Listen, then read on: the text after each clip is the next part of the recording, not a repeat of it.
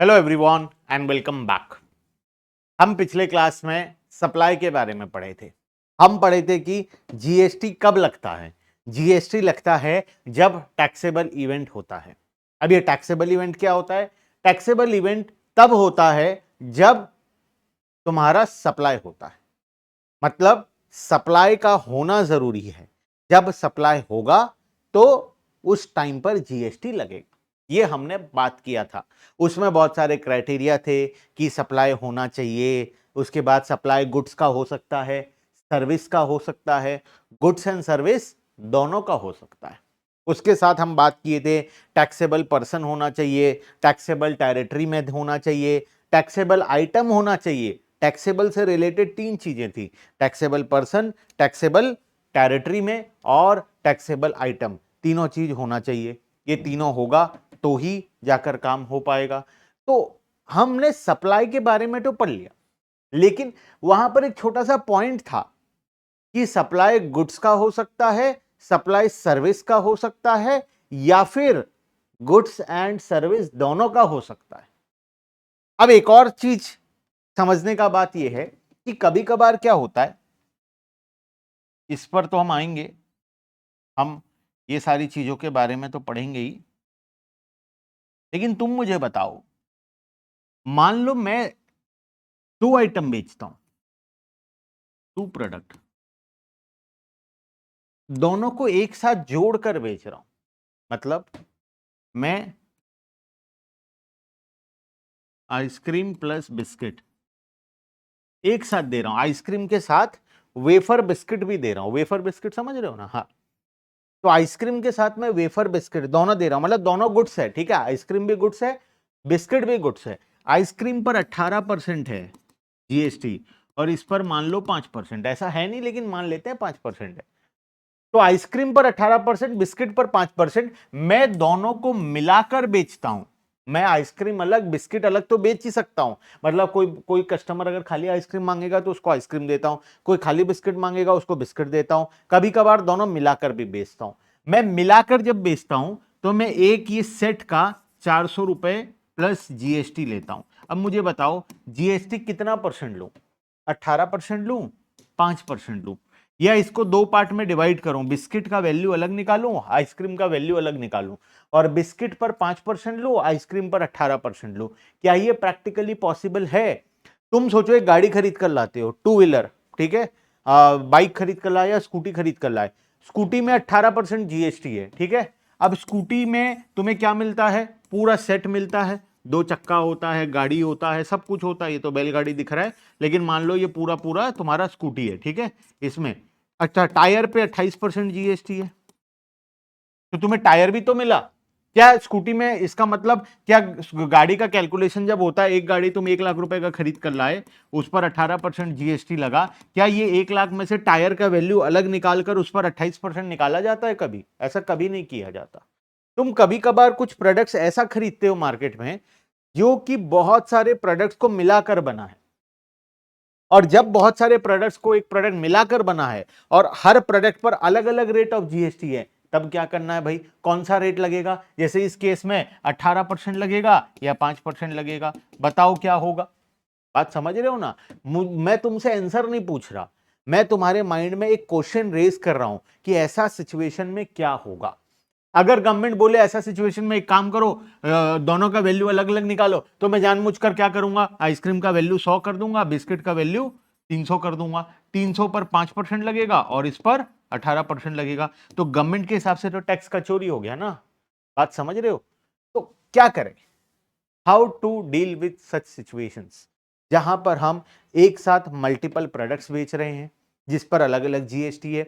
अब वो product combine होकर जा रहा है, मतलब एक ही प्रोडक्ट का पार्ट है, कंबाइन होकर जा रहा है। कभी कभार हम गुड्स प्लस सर्विस दोनों बेचते हैं। जैसे एसी का एग्जांपल दिया था मैं तुम्हें, मैं एक दुकान से एसी खरीद कर लाया, उसको बोला मेरे घर में फिटिंग भी कर देना। टोटल कितना रुपए दूंगा? टोटल 50,000 रुपए दूंगा। एसी को लाने का, एसी का वैल्यू प्लस उसको ट्रांसपोर्ट करने का वैल्यू प्लस मेरे घर में इंस्टॉल करने का वैल्यू, सब मिलाकर मैं कितना देने वाला हूं? उसको 50,000 देने वाला हूं। एसी पर 28% का टैक्स है, ट्रांसपोर्ट पर 0 है, और इंस्टॉलेशन पर 18 है। तो बताओ कितना परसेंट जीएसटी लगाया जाए 50,000 पर? क्या मैं अलग अलग कर सकता हूं? एसी का वैल्यू अलग, ट्रांसपोर्ट का अलग और इंस्टॉलेशन का अलग। अगर मैं अलग अलग करूं तो तुम्हें नहीं लगता मैं ऐसा कर दूंगा? एसी का वैल्यू 5,000, कितना परसेंट? ट्रांसपोर्टेशन का वैल्यू 40,000 और इंस्टॉलेशन 5,000। इस पर 18%, इस पर 0%। मजा आ जाएगा ना? लेकिन क्या ये रियलिस्टिक है? क्या गवर्नमेंट मुझे इस पर जेल में नहीं डाल देगा? तुम्हें लगता है जेल पर डाल देगा? यस, क्योंकि ये सरासर टैक्स का चोरी है। 5,000 रुपए के एसी के ऊपर 40,000 रुपए का ट्रांसपोर्टेशन कॉस्ट कैसे हो सकता है? और ट्रांसपोर्टेशन कॉस्ट तो छोड़ो, एसी का वैल्यू 5,000 कैसे हो सकता है? समझ रहे हो बात? तो अगर इस तरीके का सिचुएशन आ जाए तो हर तरफ डिस्प्यूट ही डिस्प्यूट होगा। हर तरफ गवर्नमेंट को टैक्स का डिस्प्यूट ही सॉल्व करना पड़ेगा और डेली बैठकर वैल्यू कैलकुलेशन ही करना पड़ेगा। तो इसीलिए इन सभी सिचुएशन से डील करने के लिए गवर्नमेंट ने दो कॉन्सेप्ट बनाया है। एक है कंपोजिट सप्लाई का कॉन्सेप्ट और दूसरा है मिक्स्ड सप्लाई का कॉन्सेप्ट। बात समझ रहे हो? आओ पढ़ते हैं कंपोजिट सप्लाई क्या होता है एंड मिक्स्ड सप्लाई क्या होता है। सबसे पहला टॉपिक आज के लिए हमारे लिए composite supply. Composite supply section number है 2, सब सेक्शन है 30। Supply of both goods and service, जहां पर गुड्स और सर्विस दोनों होता है, दोनों को मिलाकर क्या बोलते हैं हम? Composite supply. Can be either of this two cases. इसमें दो केसेस हो सकता है, एक कंपोजिट सप्लाई का केस हो सकता है और दूसरा मिक्स्ड सप्लाई का केस हो सकता है। मिक्स्ड सप्लाई हम नेक्स्ट स्लाइड में पढ़ेंगे। अभी के लिए हम बात करते हैं कंपोजिट सप्लाई के बारे में। कंपोजिट सप्लाई क्या बोलता है, थोड़ा इसको क्लियर कर देता हूं कंपोजिट सप्लाई पढ़ाने के लिए। ठीक है मेरे प्यारो प्यारो बच्चों, एग्जाम में जो क्वेश्चंस आएंगे मैं तुम्हें गारंटी के साथ बोल सकता हूं 100% मैं जो टॉपिक्स तुम्हें दूंगा, जो मैं पढ़ाऊंगा, जो मैं रिवाइज करवाऊंगा, जिसका क्वेश्चंस मैं तुम्हें दूंगा वो पढ़ो, उतना ही पढ़ो, मोर देन सफिशिएंट होगा। ठीक है?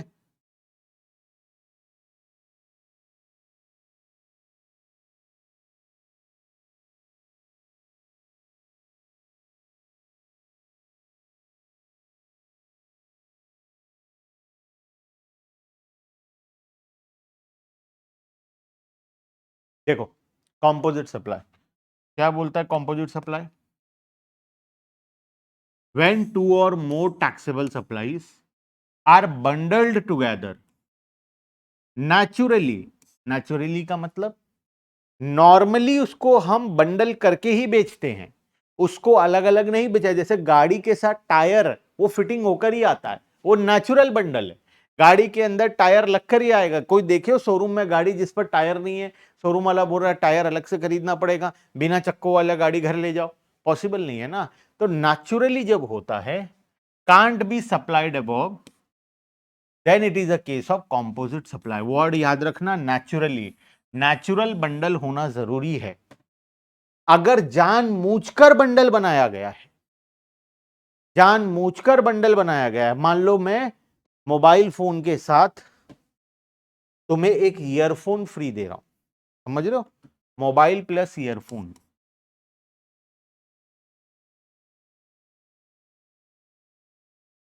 This is not a natural bundle. ये नॉर्मली ऐसा होता नहीं है। क्या मोबाइल फोन ईयरफोन के बिना नहीं चलेगा? ऐसा नहीं है। ईयरफोन ईयरफोन मोबाइल फोन के बिना नहीं चलेगा? ऐसा नहीं है। मतलब ईयरफोन तो नॉर्मली मोबाइल फोन का रिक्वायरमेंट होता है, लेकिन जब तुम मोबाइल खरीद रहे हो, ईयरफोन खरीदो, ईयरफोन के लिए मोबाइल फोन नया खरीदो, ऐसा कोई रिक्वायरमेंट नहीं होता।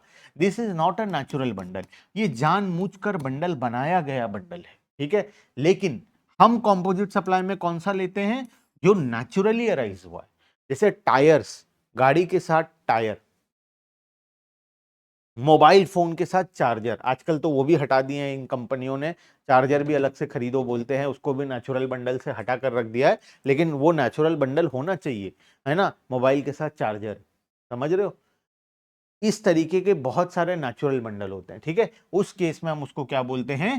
कंपोजिट सप्लाई बोलते हैं। और कंपोजिट सप्लाई के केस में क्या मान लिया जाएगा, प्रिंसिपल सप्लाई को कंसिडर किया जाएगा। प्रिंसिपल सप्लाई मतलब मेन कंपोनेंट उसमें क्या है, जैसे गाड़ी टायर प्लस कार एक साथ आता है, टायर लगा हुआ आता है, टायर के ऊपर 28% जीएसटी है, मान लो कार के ऊपर 18% जीएसटी है। तो इसमें मेन कंपोनेंट कौन सा है, इसमें मेन कंपोनेंट कार है, मेन कंपोनेंट टायर नहीं है। हाँ, टायर भी एक इंपॉर्टेंट कंपोनेंट है, लेकिन हम टायर खरीदने नहीं गए, हम गाड़ी खरीदने गए हैं। शोरूम वाला टायर नहीं बेच रहा है, शोरूम वाला कार बेच रहा है, समझ रहे हो। कार में टायर लगकर आता है, तो प्रिंसिपल सप्लाई किस चीज का है, कार का है। तो जब प्रिंसिपल सप्लाई कार का है तो हमारा जीएसटी रेट प्रिंसिपल सप्लाई का लगेगा। कौन से केस में, नेचुरल बंडल होगा तभी। अगर नेचुरल बंडल नहीं है, जानबूझकर किया गया है, तो उसका नियम कुछ और है। लेकिन नेचुरल बंडल के केस में जो प्रिंसिपल सप्लाई होगा, जैसे हमारे केस में कार प्रिंसिपल सप्लाई है, तो इसमें जीएसटी रेट कार का लगेगा, टायर का नहीं लगेगा। तो ओवरऑल गाड़ी का जो भी वैल्यू होगा उस पर डायरेक्टली 18% जीएसटी लग जाएगा। बात समझ में आया, कॉन्सेप्ट क्लियर है। नेचुरल बंडल के केस में जो प्रिंसिपल सप्लाई है, जो मेन कंपोनेंट है उसको जैसे मोबाइल फोन एंड चार्जर, इस पर मोबाइल फोन पर जो जीएसटी रेट है वही लगेगा, क्योंकि हम मोबाइल फोन खरीदने गए थे, हम दुकान वाला हमें मोबाइल फोन बेच रहा है, चार्जर उसके साथ आता है, डब्बा उसके साथ आता है। बात समझ रहे हो। तो जो मोबाइल फोन का जो प्राइस है उस पर हमारा डायरेक्टली जीएसटी लगेगा, मोबाइल फोन पर जो रेट होगा वही लगेगा, क्योंकि that one is the principal supply. Clear है बात। तो ये हो गया कंपोजिट सप्लाई का केस। नेक्स्ट आते हैं मिक्स्ड सप्लाई में। मिक्स्ड सप्लाई क्या होता है, section 274, when two or more taxable supplies are supplied together but are not bundled naturally, जो कि नेचुरली नहीं बनाया गया है, कैन बी सप्लाइड इंडिविजुअली, जब तुम उसे अलग अलग सप्लाई कर सकते हो। जैसे कि हम बात किए थे इस केस में, नेचुरली मोबाइल फोन, ईयरफोन, दोनों अलग अलग आइटम है, दोनों अलग अलग बेचा जाता है। मोबाइल फोन के साथ ईयरफोन नहीं आता, ईयरफोन के साथ मोबाइल फोन नहीं आता, ये जानबूझकर कॉम्बिनेशन बनाया गया है और दोनों का प्राइस टुगेदर रखा गया एक साथ 15,000 रुपए। एक मोबाइल फोन प्लस ईयरफोन मिलाकर कितना, 15,000। दुकान वाला ऑफर निकाला है, ऑफर में ले लो एक mobile phone earphone, combo offer, combo combo, समझ रहे हो, हम भी कॉम्बो ऑफर देते ना तुम्हें। तो कॉम्बो ऑफर में क्या होता है, दो चीजें या दो से ज्यादा चीजों को एक साथ मिलाकर एक सिंगल प्राइस पर बेचा जाता है, ठीक है। तो इस केस में and are price together, then it is a case of mixed supply. इसको हम क्या बोलेंगे, मिक्स्ड सप्लाई बोलेंगे। मिक्स्ड सप्लाई में नेचुरली नहीं होता है, कंपोजिट सप्लाई में नेचुरली होता है। Mix supply means to or more item supplied of goods और सर्विस और any combination thereof made in conjunction with each other by a taxable person for a single price where such supply does not constitute a composite supply। Clear है बात। तो इस case में क्या होगा, इस केस में हम दोनों का वैल्यू अलग अलग निकालेंगे और दोनों के ऊपर अलग अलग जीएसटी लगाएंगे, और अगर वैल्यू अलग अलग नहीं कर पा रहे हैं तो हाईएस्ट रेट लग जाएगा। जिस पर ज्यादा रेट है, मान लो ईयरफोन पर 28% है, मोबाइल पर 18% है, अगर वैल्यू अलग अलग कर लिए तब तो ठीक है, दोनों का वैल्यू अलग अलग नहीं हो पा रहा है तो पूरे पर 28% का टैक्स लग जाएगा। करो और टैक्स का चोरी, पता चलेगा अब, क्योंकि हाईएस्ट रेट लगाने का नियम है यहां पर, ठीक है। चलो आ जाओ, दोनों के बीच का डिफरेंस एग्जाम में बहुत बार आया है और आ सकता है, difference between composite supply and mixed supply. दोनों का definition, two or more goods and service, composite में नेचुरली बंडल होता है और ये नॉट नेचुरली, ये आर्टिफिशियल बंडल होता है, ठीक है। Relationship between item, one main item जिसको हम प्रिंसिपल सप्लाई बोलेंगे, अदर आर सेकेंडरी और related item. All item are independent, यहां पर सभी आइटम अपना अलग अलग इंडिपेंडेंट होता है। Tax rate applied, tax rate of principal supply is applied, जो मेन कंपोनेंट होगा उसका टैक्स लगेगा। यहां पर highest tax rate of the item in the bundle is applicable on all, highest rate लगेगा। Example, air travel with food included, food is secondary to travel. Gift box with chocolates, perfumes and toys, all separate item, chocolate अलग है, perfume अलग है, toys अलग है। GST treatment, treat it as one supply, इसको एक supply माना जाएगा। Treat is as one supply but tax at the highest rate. अच्छा, अगर वैल्यू अलग अलग कर सकते हो तो तुम उसको अलग अलग करके दिखा सकते हो मिक्स्ड सप्लाई के केस में, लेकिन अगर तुम वैल्यू अलग अलग नहीं कर पा रहे हो तो उस केस में तुम हाईएस्ट जीएसटी पे करोगे। जो सभी कॉमोडिटी में हाईएस्ट रेट होगा वो पे करोगे। क्लियर है बात? मेरे हिसाब से composite supply and mix supply का कॉन्सेप्ट तुम सभी को पूरा डिटेल में अब क्लियर है। ठीक है, चलो तो इसके बाद का टॉपिक हम नेक्स्ट क्लास में लेंगे। 100% syllabus exam point of view से भी और कॉन्सेप्चुअल पॉइंट ऑफ व्यू से भी हम तुम्हें कवर करवाएंगे। ठीक है, bye bye everyone and thank you.